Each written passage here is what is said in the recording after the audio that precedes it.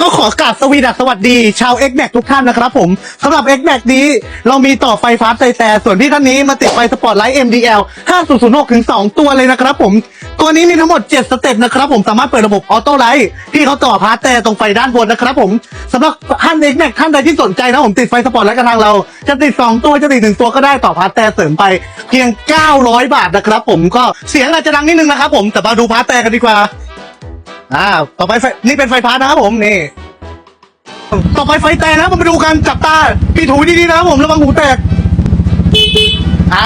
เป็นไงอีกทีนึงอีกทีนึงติดได้ที่ Motor Wolf Thailand แท้ถูกชัวร์ต้องมีสคบจากบริษัท Motor Wolf Thailand บางบอน1เท่านั้น